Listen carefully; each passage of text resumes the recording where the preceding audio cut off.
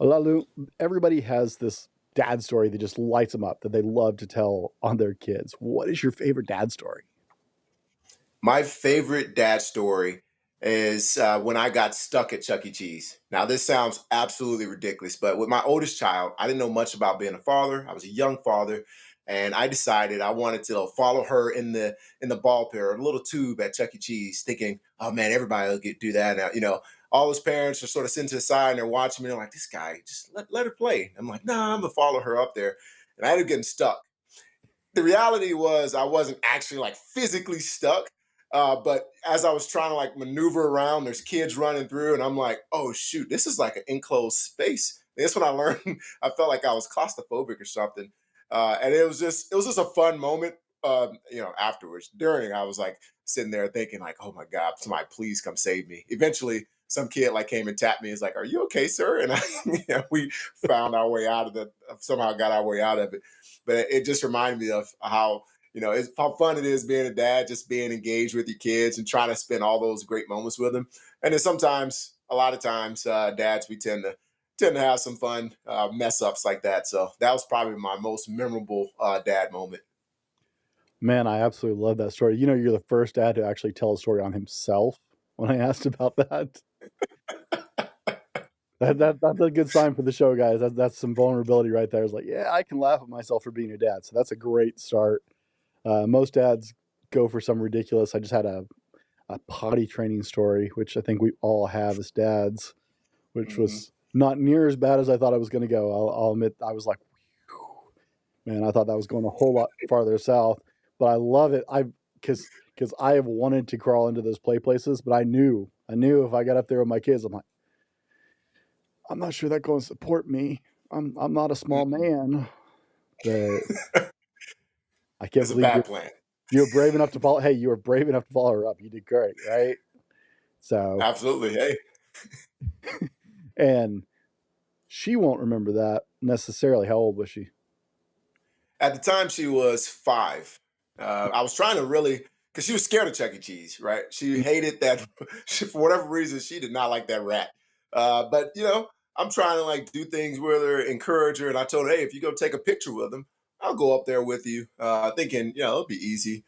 I think the part that really got me, it was that doggone tube that goes across. And just like you were Mhm. thinking, it's like, that probably won't support me. But I'm like, well, it may work out, whatever. And so I did it, and I regretted it almost immediately. As kids were getting pissed too. You can imagine how upset children were when you got this big guy in the way. They can't go through, so they're mad. The parents are like looking up, trying to figure. I was so embarrassed, but yeah, it was a good time. Yeah, but in years to come, that's going to be an awesome story to be able to Oh tell. yeah. She'll grow up with you telling that story, and it's just going to be great. It's like, you know what, my dad loved me enough to stick his butt up there and get stuck, and the fact that you were doing it just to help her get through that's even better. So I love the story, man. That's awesome. The hardest part about being a dad isn't the sleepless nights or the messy house, even. It's the moments you miss. That first bike ride without training wheels. The whispered, I love you, Dad, at bedtime. The look in their eyes when they scan the crowd and don't see you. Well, for some dads, like my guest today, a U.S. Marine, those moments aren't just rare, they're a reality of life. Deployments, business travel, long stretches away from home, they test your role as a dad in ways that most people don't understand. Think of it like trying to keep a campfire alive from across the world. You can't add logs, but you still need that flame to burn. But what if those long absences could actually make you a better father? Well, in this episode of the Dad Hat Shenanigans podcast, you're going to hear battle tested strategies for staying connected, protecting your bond, and showing up as a present dad, even when you're 1,000 miles away. We're going to take a 90-second break to check in with our sponsors, and we're going to dive into fatherhood when you have to be away. Gentlemen, I sleep on a My Pillow. I sleep on My Pillow Giza sheets with a My Pillow body pillow. I have My Pillow towels, and my wife wears My Pillow slippers. I would never recommend a company I don't use. In fact, my family just got back from our yearly camping trip. We took our My Pillow travel pillows, and that's what we slept on, all of us, during the whole camping trip, and it was amazing. I absolutely love my pillow travel pillow. We're proud to have Mike Lindell and MyPillow sponsors of the show. And you go to mypillow.com and use code TFM. That's our parent company, The Fallible Man. You can use code TFM to get up to 80% off your order and free shipping over $75 for our listeners, guys.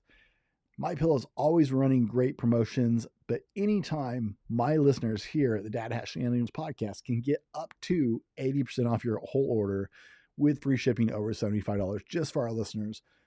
Guys, being a great dad means showing up as your best self, and part of that is getting a good night's sleep, and MyPillow will help you with that.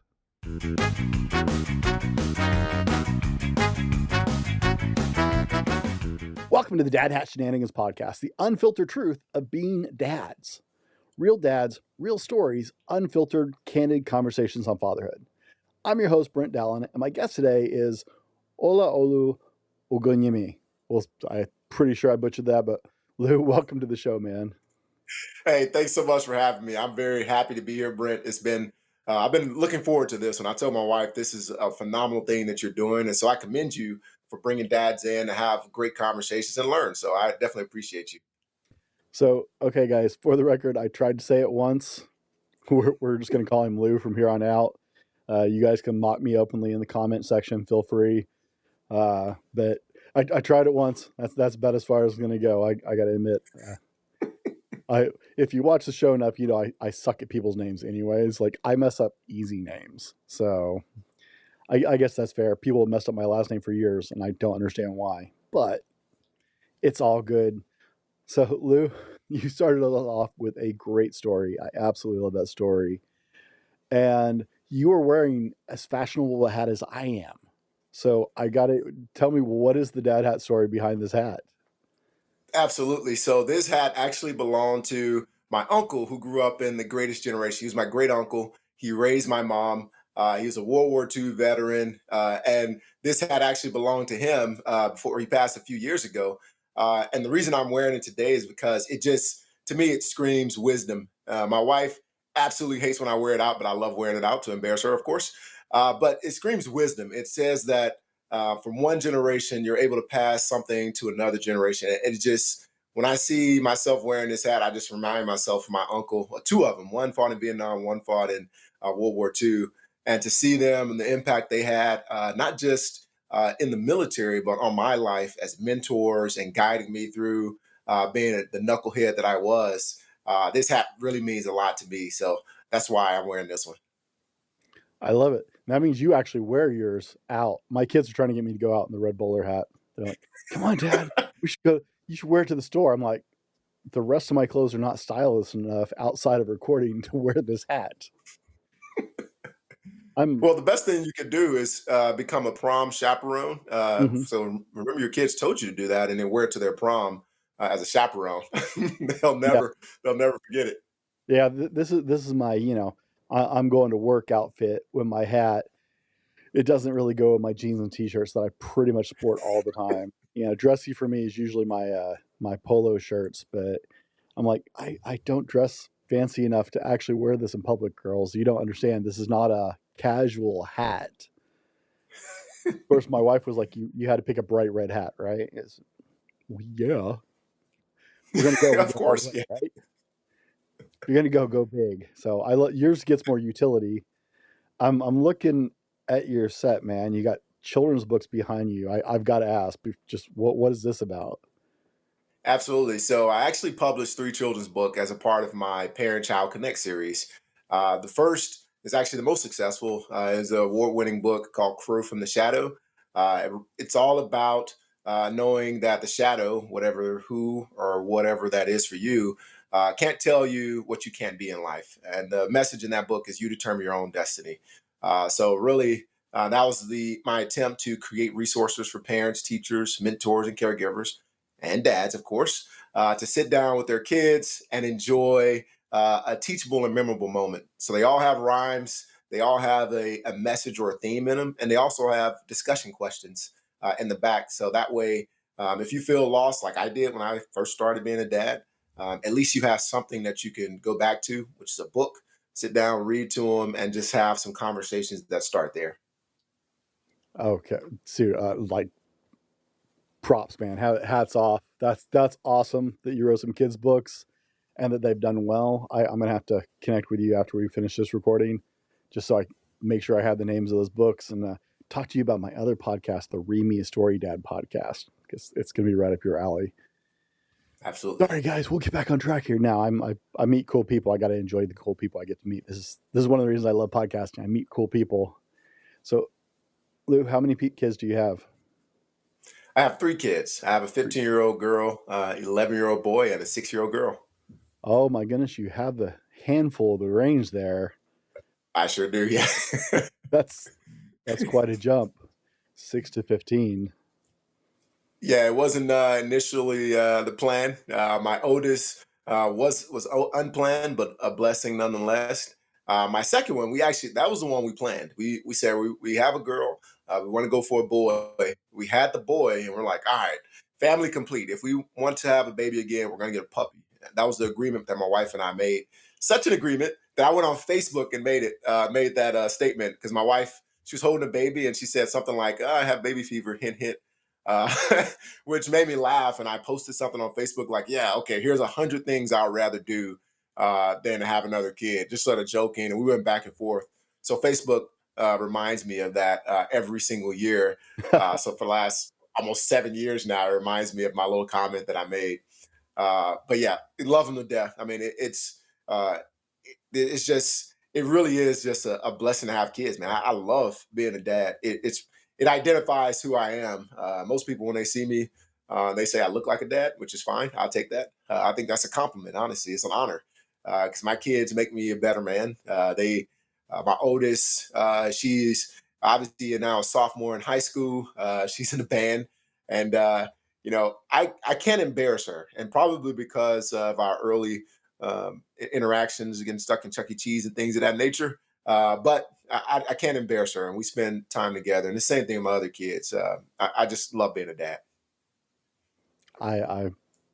You're in the right place, man. This is the right place.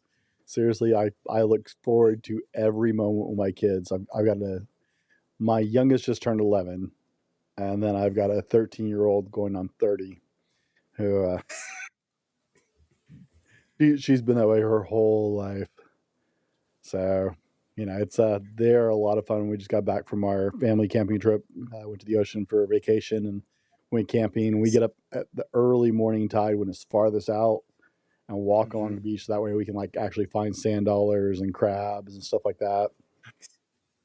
So yeah, I love everything about being a dad. Some dads, I've heard of fathers and I see them every now and then on social media who don't. They're like, oh, kids are such a headache. And they're down on. I was like, I don't understand. Mm. I I can't commiserate with them, right? So when I hear dads be like, ugh, such, I don't get it, man. I love everything about being a dad. It's so much fun. Oh yeah, absolutely. I can't like when I've heard people say that, I'm like, dude, I can't relate, man. As much as I would love to, I try to encourage them in that moment to say, hey, man, we'll be okay. But I can't relate to you. It's they're just little human beings who are just it's like they're innocent, right? They have all this. Now, granted, they do some crazy stuff sometimes, but they're innocent, in their view on life and their outlook on things. Most times, it's just positive, and it's just so much that you can do to help develop them and guide them in the right direction. And a lot of times, if they're getting on your nerves, it's because they're acting like you. So, so I just I love it, man. I agree with you, man. I just absolutely love being a dad. Everything about it. I laugh so hard, get myself in trouble sometimes with my wife because the kids will do something. I'll just look at my wife and was like, that's all you. Like, they'll be That's so me too. frustrated. I'm just like, that's all you. And then they'll do something. My wife just looks at me and is like, no, I admit it. That's all me. That was 100% me. Sorry. It's all my fault. But yeah, it's so much fun because you get to see parts of you and your spouse in their kids. but you also get to see this amazing person they start to develop into as they step into their own and develop their own personalities. And they got a little bit of you and a little bit of your wife, but then they start to really delve in, and it's like, oh man, this is just exciting to see the person you are becoming and get to be part of that, and hopefully help you go in the right direction on those things. So Yeah. exciting. It is. And I mean, we get excited about creators. You're a creator. I know you did designing and things of that nature. I wrote a book. You get really excited about those things that you create. But when you look at a child that's a part of you, and then of course, like you watch them continue to grow, whether they have your personalities, even for blended families, they Mm. still get your personalities. They Oh, still get all these other things that you're giving them, and then you watch them develop into this great human being, and you have like you are a part of that. I mean, I don't know. Maybe it's the country boy in me that loves going outside and planting seeds and seeing things grow. But it's just amazing to see how they turn out. So yeah, I'm right here, right there with you. where do you guys live? We're actually in Stafford, Virginia, so about 45 miles south of DC. Okay, you're over in the metro areas. Oh yeah, we Is just sat on 95 for too long. oh my goodness, I've only been close to DC once. I was in Norfolk for a couple months. I was stationed out there with, Hmm.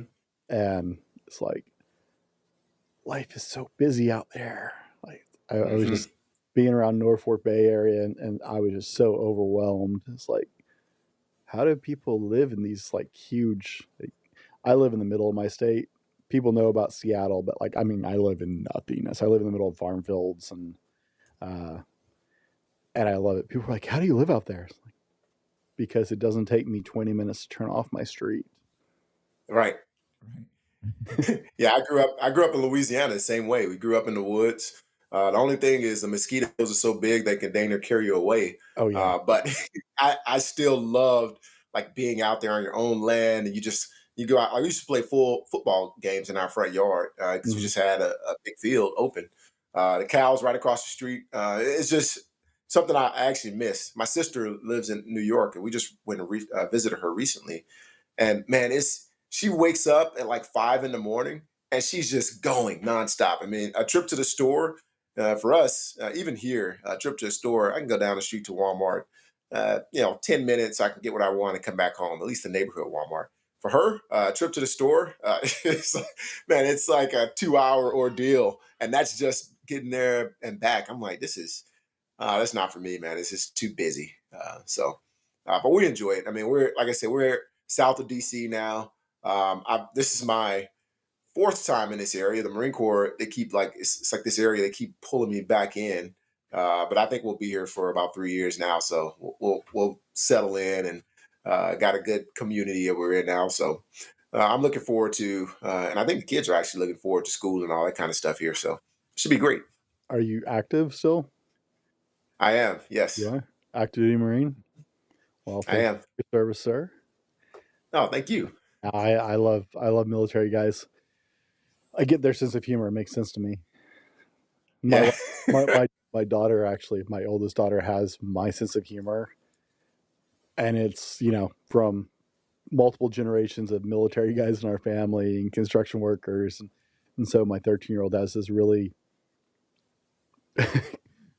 normal people find it questionable. I just think it's normal.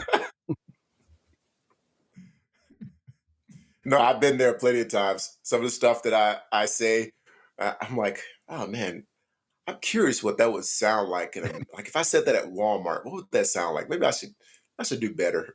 Right? Start considering the jokes I tell. Do normies?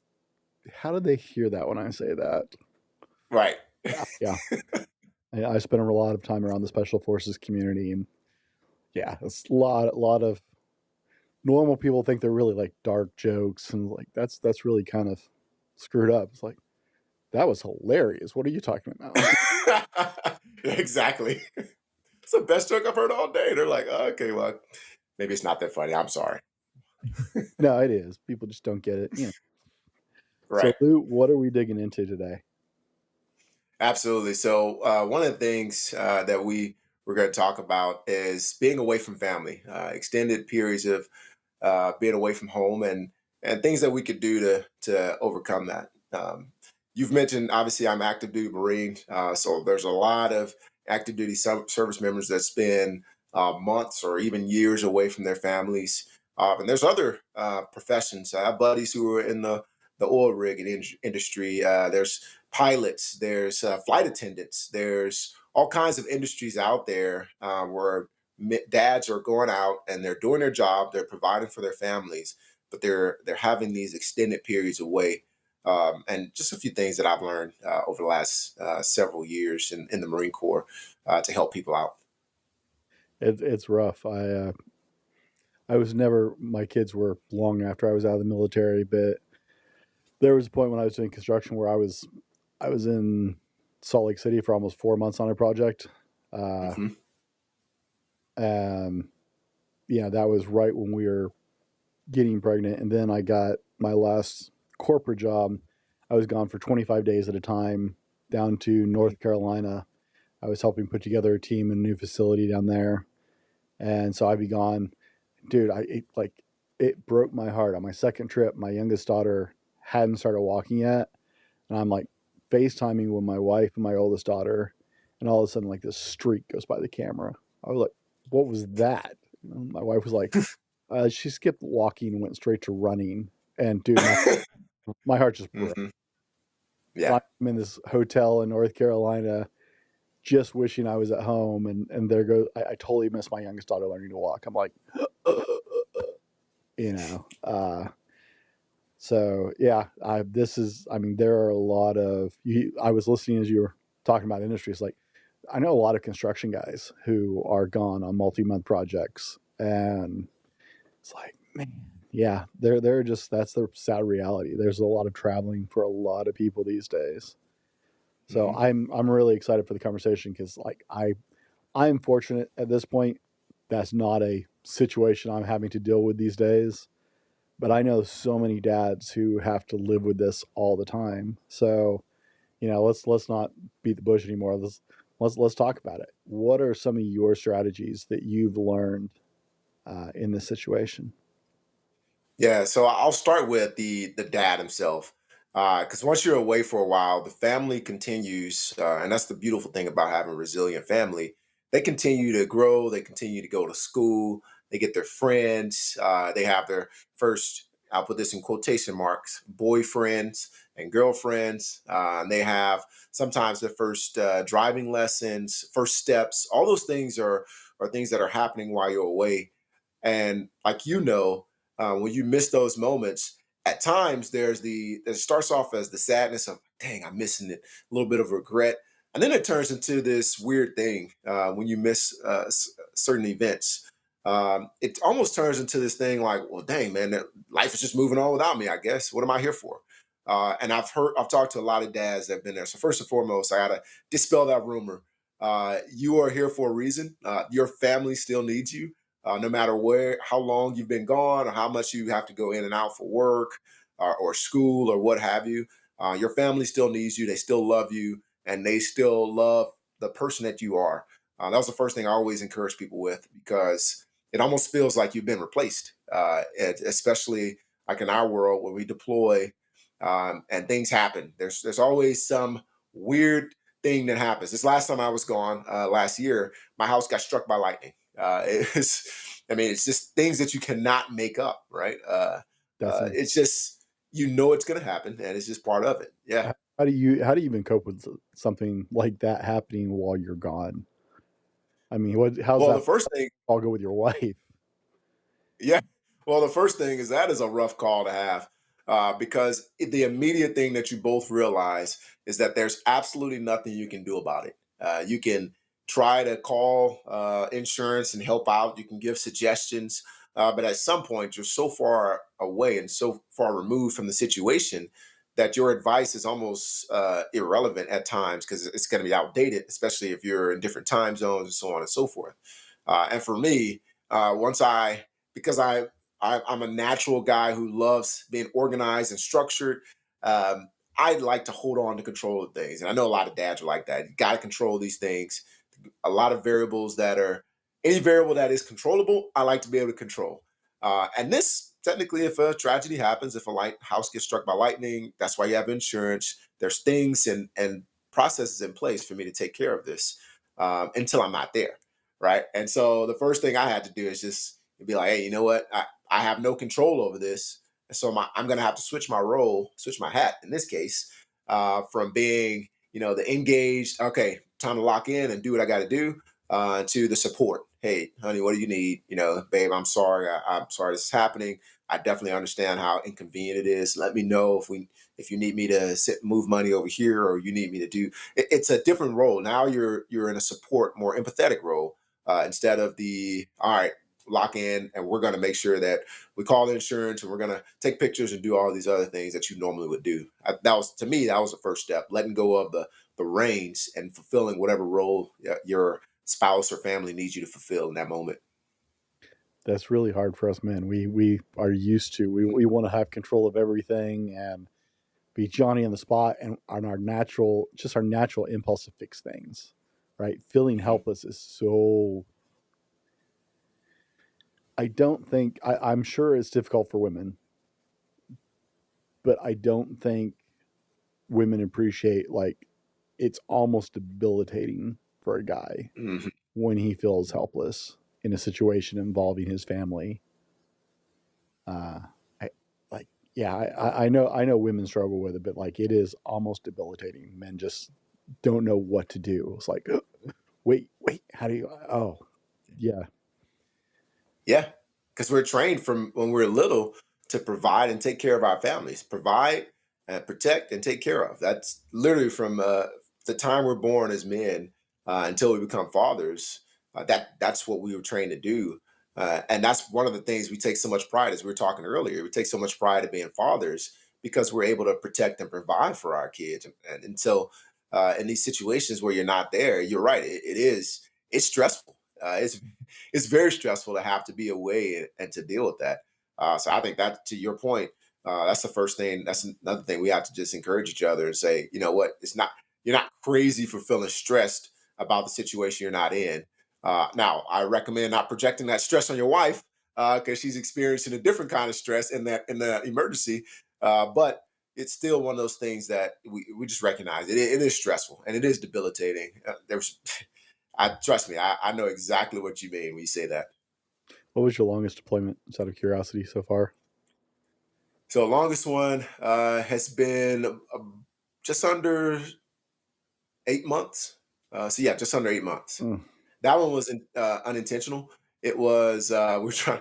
It was actually during right as COVID kicked off. I was on the way back from Afghanistan, mm-hmm, and it just got extended because it, I was coming supposed to be coming back in, I think, February of 2020. And so nobody really knew what COVID was or what was really going on at that time. mm-hmm. All I knew is that toilet paper and paper towel was being bought out of stores back in the US. So a little confused, actually. And I told my wife, oh, they'll just all blow over. Until I finally made out Afghanistan on what was probably the last C-17 for a while before they stopped them for about 2 months.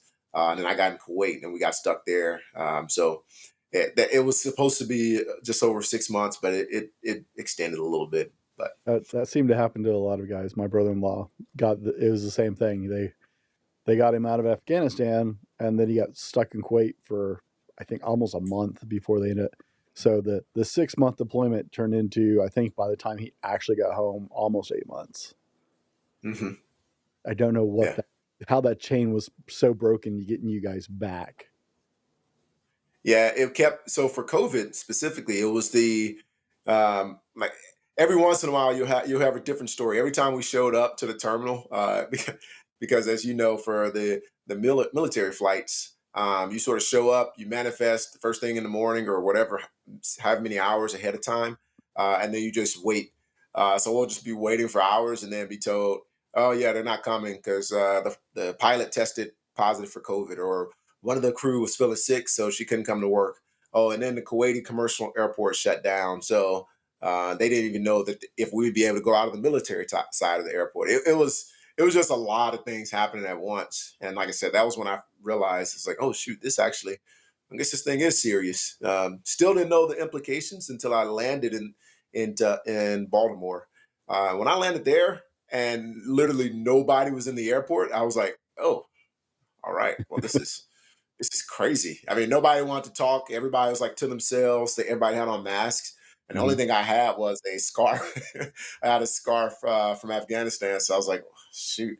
And I wrapped it around my face. And I was like, man, here I am, like in the airport looking like a bandit. Because I didn't know I was supposed to have a mask or anything. I had just flown back. I was I was expecting like a welcome home, and no, it was nothing like that. But yeah, it was interesting times. Interesting times. Sorry, I got us off track there entirely. So the All right, first thing fine. you wanted to share him in was, you're not replaceable, guys.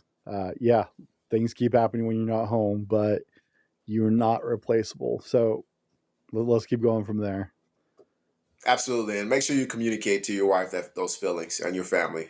So that's not going home and whining. I know we don't like communicating our feelings a lot, but be open and transparent about how you feel, because sometimes they don't even realize it. When you come home after a long time away, whether it be weeks or months, doesn't matter. When you come home, sometimes they don't even realize that you feel like you're being replaced or you feel like you're being looked over until you're transparent enough to share it. So that's the first thing. Second thing is one thing that I probably don't have to tell dads, but I still mention it because a lot of times we work hard and we're very tired. Make the most out of the moments you do have. Um, Spend time with children individually, because it's great to have family moments, and if that's all you can do, then great. That's all you can do. Get in there and make the best out of it. But do your best to have those individual moments. It could be 10 minutes here, 5 minutes there, date night there. It doesn't really matter, but be intentional about the time you do spend, because it makes the extended period away just a little bit less, I guess, a little less hard for the child emotionally. So my recommendation is always go to where they are, meet them where they are. A lot of times, I think we pridefully sometimes you come to me, like we're going to hang out here and we're going to do this because that's what I want to do. And sometimes we miss the child that way. There are times where you should bring them out. If they want to shoot some hoops, they've been sitting down on the couch all day. Yeah, I think that's good. Throw a football or something. But there's other times that I believe that the best thing that you can do is just go sit down with them. You have no clue how many episodes of Bluey I've watched in my lifetime, and how many hours of Bluey I've watched, and Doc McStuffins, and we reinvigorated the Power Rangers and anime now. Yeah, yeah, it's been very interesting. So meet them where they are and spend time. It's the second thing I offer. I'm a big Doc McStuffins fans. Out of all the cartoons my kids grew up with, that one was one of the least offensive ones to have to sit through. Not true. At least like my doctor absolutely loved that show. His nurses, because my kids would show up and they're like, it's like, well, I've got to do it, and they're like, that's okay. Doc does that all the time. Blah blah blah, and they're like, Mm-hmm. they're Doc McStuffing kids. Thank God. They were so much braver going to the doctor after watching that show. But yeah, Yeah, and sometimes I yeah. watched some My Little Ponies with two little girls. I watched a lot of My Little Ponies. I'm not sure how they ever got into that one, but you know. Well, there's plenty of bronies out there. I don't know if you know this or not, but that I've learned this. I learned this from my Marines doing room inspections. Believe it or not, that's the best way to learn Marines. Same way we do with children. You go meet them where they are. I went to their rooms and we're just hanging out, talking, and I look up and I see a room decorated with it's My Little Pony, but it's adult men who love My Little Pony. They call themselves bronies. I thought it was a joke. I thought he decorated for us, but he was serious. They actually had that. It was like an association out in San Diego. So just so I you know, if ever you want to join. Yeah, no, I had a young guy who used to work on one of the other teams at one of the IT places I worked. He wasn't one of my guys, but he was on one of the other teams because we split. We had day, night, and swing A side, which was Sunday through Wednesday, and then Wednesday through Saturday. And Mhm. and he was always like he's like this 24-year-old kid, tall, lanky kid, always wearing My Little Pony shirts. We're like, you're screwing with us, right? Like, like, no, dude, I'm a brony, totally. I was like, what the is that? And I was a lot Oh yeah. further off the construction lot, back in that stage of my career in IT, a lot closer off the construction trades. And it's like, I'm trying to white collar the reaction. Like, on the job side, I would have Yeah. said this. I can't really say that here. This is not quite the place to use construction friendly language. I'm just not even sure how to respond to that. Like, I was just like, what, just go that way. Just leave my presence. I can't believe any Marine would actually admit to that. Wow, Oh, you'd be surprised. it's a brave new It's world, interesting. man. Yeah, I'm a communications officer, which means I deal with the IT, basically IT in the Marine Corps. Hmm. And yeah, we have some very very intelligent guys. I love them to death. But some of them they are special characters. They are funny to me. They are they are funny. Yeah, that would have gotten you beaten in my training detachment. I was around Well, with I bet. high speed special ops trainees, and they were nuts. Like, it was like, people talk about toxic masculinity. It was the center for toxic masculinity. It was, and a guy admitting that in that detachment, like, something bad would have happened to him. He would have fallen down the stairs or something. It was a little extreme. All those guys were yeah, a little much sometimes. It was a different kind of group, but yeah, my cousin was a Marine. I can't imagine, but wow. It wouldn't go. You're right. It wouldn't go over in some units very well. Yeah, yeah. So, where do you want to go from here with it? Because this is Yeah, great advice. absolutely. I'm actually talking a little less than I would normally would, just because this is something I feel like you have much better handle on for our dads than I do. So, Yeah, absolutely, and that's why I keep pausing to let you engage because I could talk all day, so you may have to give a signal like a like my oh, uncle no, used to no, do, you're like a fine. I just blow. you got so much more insight on this. I had a very fractional period. I was very blessed. I had a small period where I missed some parts of their early lives with my job in IT when I was the training head, but I had not had that much time, and I'm such a homebody. Like, I listen to you. I'm like, I would lose my mind. Like, I don't like to be gone for the weekend away from my kids. I can't imagine. But my brother's daughters had so much of their lives when they were younger. When my brother would be out at sea for Hmm. just 3 to 9 months, uh, and hats off to my sister-in-law who managed life. And but yeah, I just can't even imagine. He's the same way. His daughters are Hmm. everything to him, and I knew it just made him. All he could do was turn it off. Like, that was Yeah. his only solution. Is he would, when he wasn't working, he would bury himself in a book.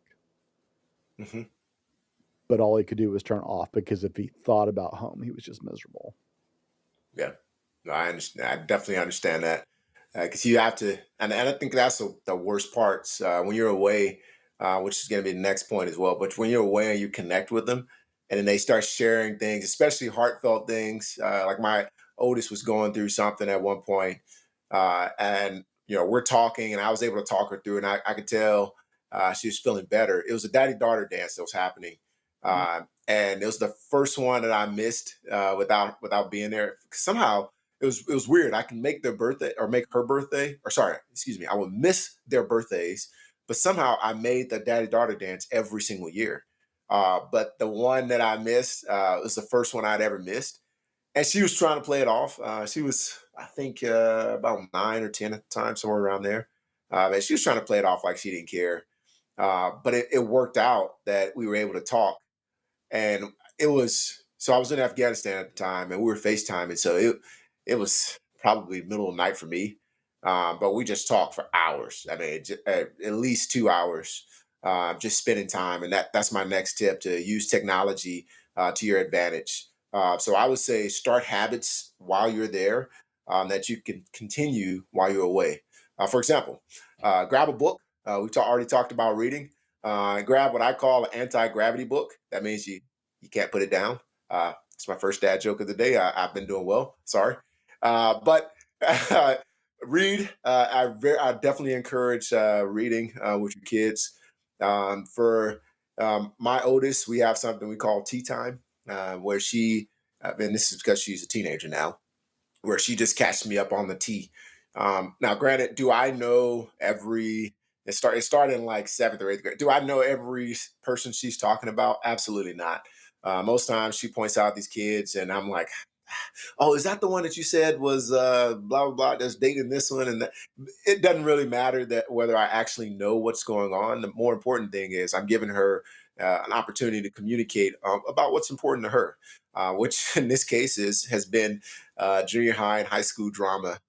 So that's our tea time. We sort of download time. My son and I, of course, we go out and we play ball.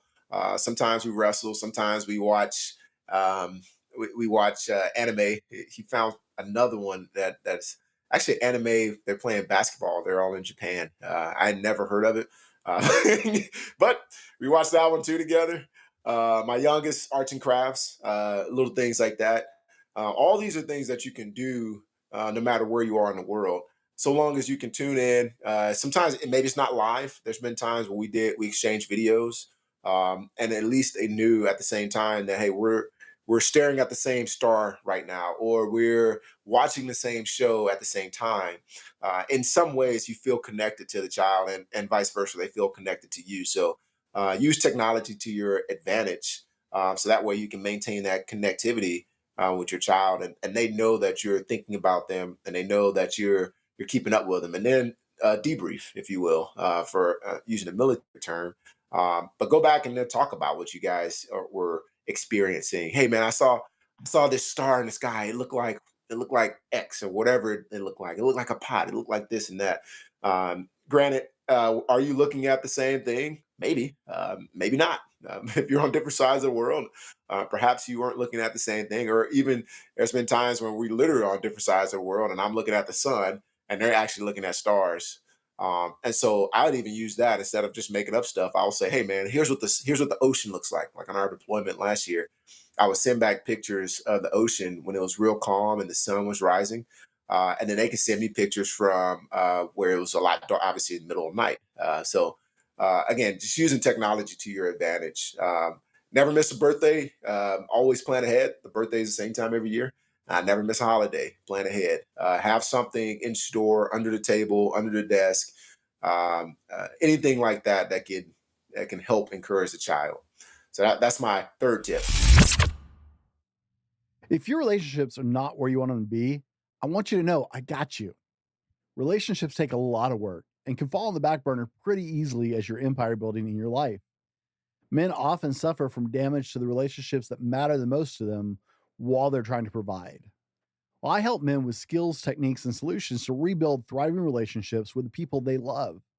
Even if you've struggled in the past with being the husband and the father that you want to be, there's still hope, guys. Reach out, schedule your free discovery call at purposedrivenmen.com to learn the skills you need to connect deeply with the people who matter most in your life. Let's jump back to the show.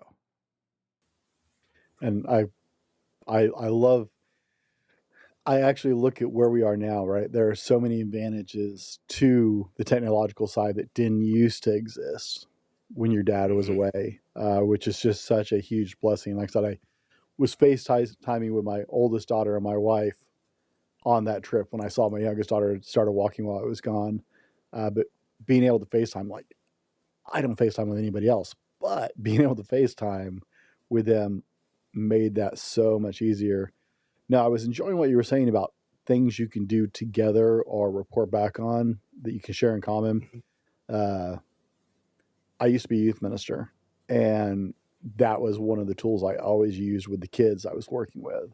Is with each kid, I found something that they were involved in, something they loved to do that I could share with them, that I could get involved in, right? So I took up several hobbies that I never wanted to do, but I took up several hobbies so I could connect with those kids, right? I started online gaming. That's that's where I started World of Warcraft. I was playing World of Warcraft with those kids. I had like 7 kids in my youth group who played World of Warcraft. Like they would get together and play and so I started playing World of Warcraft with them. Did not know I'd ended up addicted to the game and play for years and years to come. But you know, I took up a couple television shows that I would watch with them, so that when I saw them, I'd be like, "Oh man, do you see what happened on Gilmore Girls, Hmm. dude? I can't. What was Lorelai thinking, right? Yeah, I'm all over Gilmore Girls because I had a student who loved Gilmore Girls, right? And it's one of those things that sometimes we don't think about when we have our kids with us all the time, but having those connection points in common. We were talking about the anime. My daughter loves My Hero Academia, and Hmm. we were doing a fundraiser for Stop Soldier Suicide, a 50-mile ruck march last year, and like for 3 days, we'd be walking in the mornings together, doing a ruck march with it, getting in the miles, and she just told me I don't care about the show, I don't want to know about, but I knew everything about that show because I love just listening to her talk about this. Hmm. I still don't get it. Like I've seen the show, Right. seen the manga or whatever you call them, the books, and it's like I don't get it. Hmm. But okay, you like it. Let's talk about it. Tell me all what kind of powers did he have, right? Um, so many dads, even when you have your kids all the time when you're not away, miss this incredible Hmm. touch point you can have with your kids. Find something they love that you don't absolutely hate doing with them, and learn to love doing it with them, right? That's Just so right. you have something to talk about. I've heard so many dads like, well, I don't really have anything to talk about with my kid. My kid doesn't want to talk about me. Well, what do they want to talk about? Okay, Hmm. learn, dude. You're the adult. Yep. Have them teach you. They'll love that. You're spot on, man. You're spot on because the influence that you're winning in those moments is just immaculate, right? Because you're doing something to create those touch points, and I love how you talked about that connection because obviously that's my brand, parent child connect. That's what it's all about. Hmm. Establishing that connection in times where you may not think it matters, or whether you're talking about anime or you're talking about Girls or playing World of Warcraft, no matter what it is, it seems like it doesn't matter in that moment at times. It's like, well, it is what it is until one of those kids comes and talks to you about something completely separate. And perhaps they even use Girls as a foundation to talk about it. And it's only then when I think as parents, as dads, we learn the value of those connective moments. Because again, it's like you're investing a lot of time and effort into doing this thing that you may or may not care about, uh, for the hope that they will come and talk to you when the time is right. And in my opinion, that's a worthy investment. No matter what, how we feel about it, or how bad it may seem, it's a worthy investment to have that connection with them over what do you have to do? Watch a couple of shows, or learn, go read. I mean, we have Chat GPT, we have AI now. Go in AI and ask, hey, listen, what is this episode about? Tell me something about this and read it, learn about it, become engaged in their world. You know what I mean? Like become a part of what they believe in and what they know.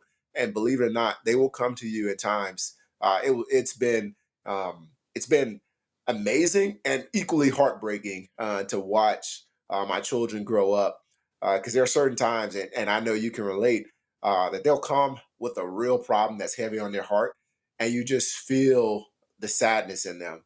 And for me personally, even in that moment, no matter how tough I think I am, I'm just fighting tears, just because I feel their sadness. I feel how heavy whatever that thing is weighing on them. But then I feel a different feeling. It's a pride. It's a proud moment for a dad to know that my kids can come to me in that moment that they're feeling sad, or when they're feeling happy, no matter what, they can come to me and feel like they're being nurtured and feel like they're being heard. And even if they have nothing to say, they know they can come talk to me about it, or sit down with me and get these situations off their chest. So no, I love what you're talking about there, because that connective, those touch points, as you call them, are probably one of the most important things that we can do as dads. And dads, let me give you a pro tip here. there's a setting, since you mentioned Chat GPT, there's a custom Chat GPT, and you can go to custom GPTs inside Chat GPT that is video summarizer. Mm. Dude, power move. You simply type in, summarize the key points, ideas, and elements of this video, and then paste in a URL. Yeah, baby. As long as there's a transcript, you don't need 2 hours to watch that. I use that for all kinds of things. Yes, I use it for my kids' videos sometimes, but I use it for like videos like I don't have 2 hours to listen to this whole conversation, but I know there's going to be some solid gold. And I've done this with podcasts.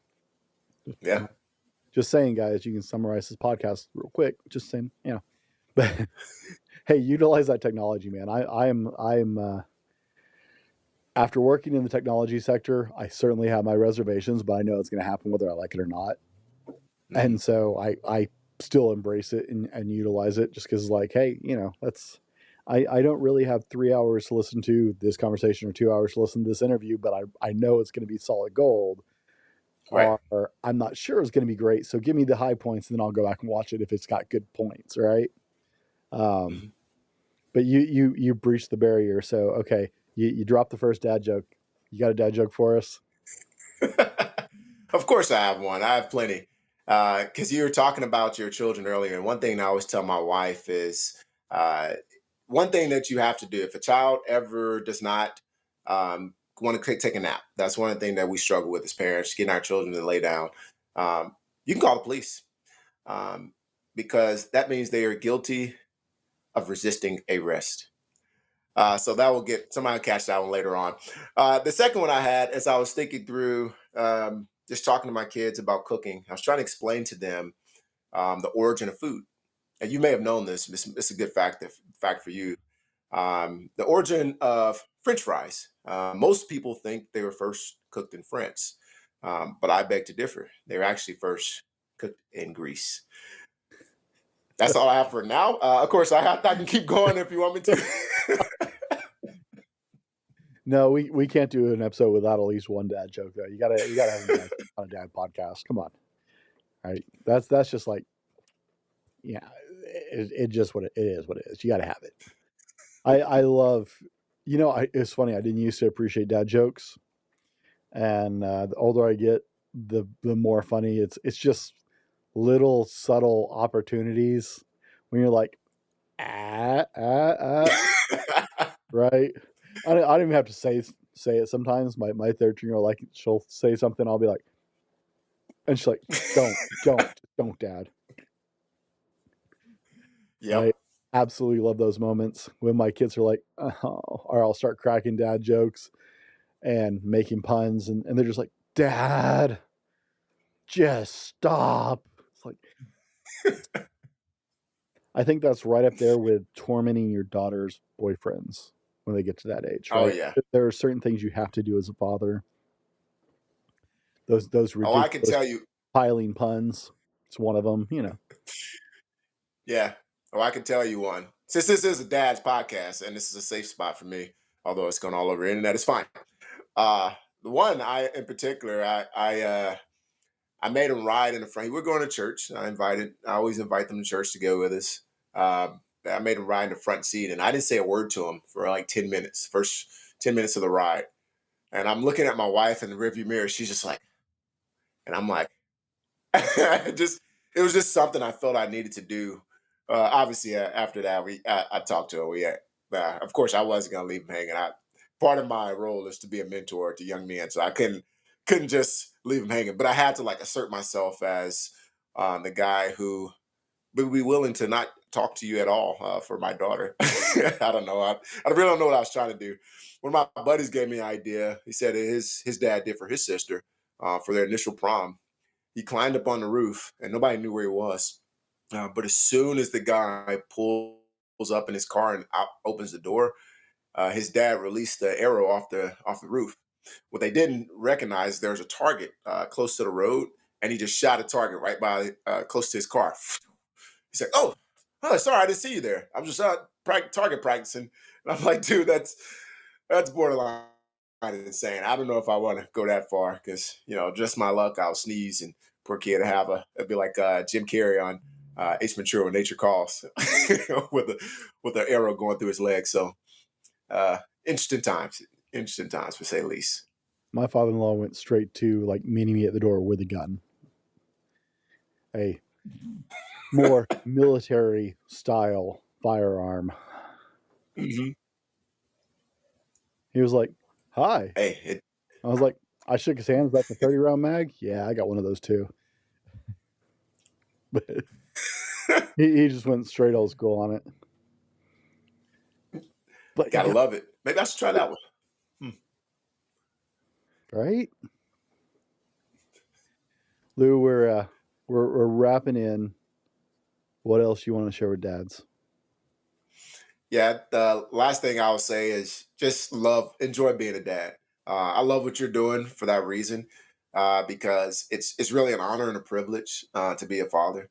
So everybody should just embrace it. Love all your children. Don't worry about all the other things that society calls masculinity. Spend time being vulnerable with them. Be transparent and just give them the best version of yourself. Go out and try hard. They usually are graceful enough to let you make mistakes and come back and try again the next day. So continue to like be a great father. Thank you for being there for them. I've been in places where fathers were non-existent, and I've seen how those situations turn out.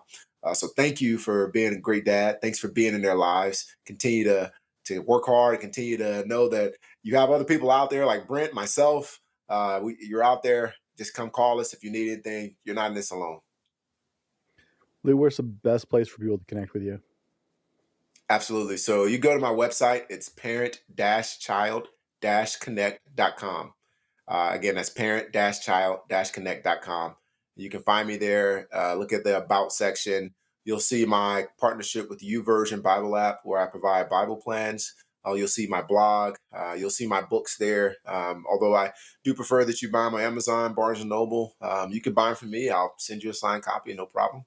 And of course, I have downloadable resources there. So that's the best way to contact me, via my website. All right. Now, Lou, we've had some laughs. It's been a fun conversation. I've been enjoying it a lot.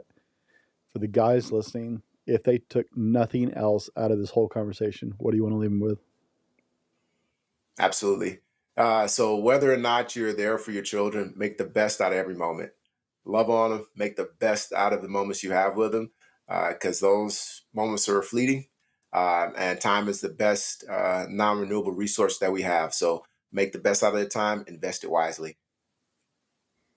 Guys, for myself and Lou, thanks for hanging out with us today on the Dad Hat Shenanigans podcast, a community of dads just navigating life's challenges together. Until next time, laugh, learn, and live the dad life.